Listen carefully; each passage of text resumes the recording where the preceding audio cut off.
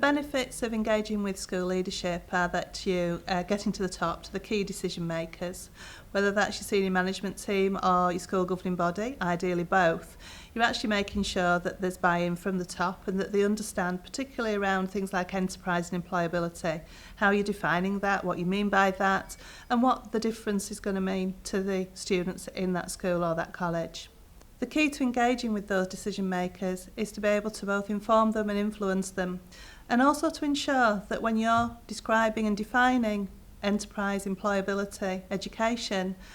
that you're actually on the same page, that you're talking about the same thing, that you're talking about a broad,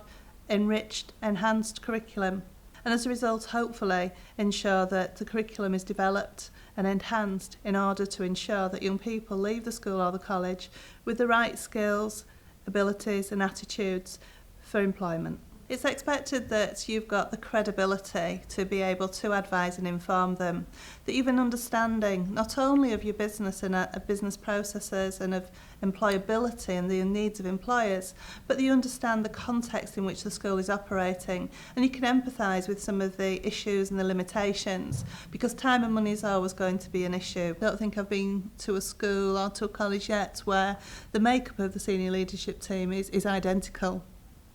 If we're looking for a good senior leadership team in terms of being able to influence and inform, then it's a leadership team that's open to ideas, that has strong leadership, that's creative and that's actually prepared to take some risks and some chances, not on their students' education, but maybe in terms of what people expect, and people in this term referencing maybe Ofsted, so that things that maybe aren't on the national curriculum or things that aren't recommended by government can actually be suggested and can be taken on board, but as long as the benefit is ultimately to the student. When I'm preparing to go and visit a school or a college and to talk to senior leadership team, then I always make sure I've done my research. I've looked at the school website, not only for what's there, but for what's not there as well. There's some very good practice out there, and I can often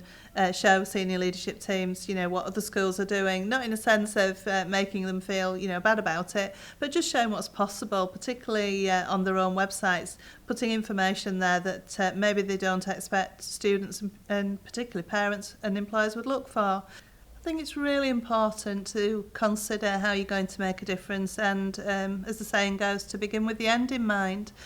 I always think that I want to come away from engaging with the school or college knowing that I've informed, that I've influenced, hopefully that I've inspired and that I've connected. In considering my four,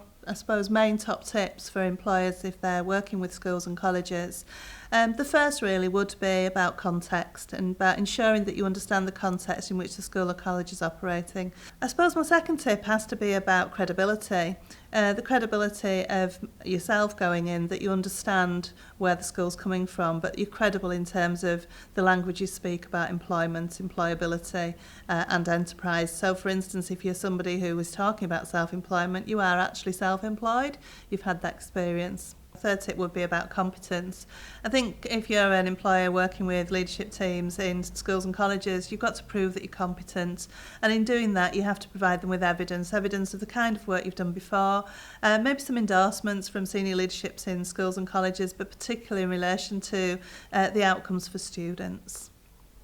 And finally, my fourth tip would be about commitment. This is something that is serious. It's about making a difference to young people. And if you haven't got the commitment to see it through, can't make that commitment, sometimes that's a negotiable in terms of talking to senior leadership team, in terms of what they expect. As an employer, you can only go so far in terms of your time and, of course, money. But there is a point where you have to ensure that you can see the job through.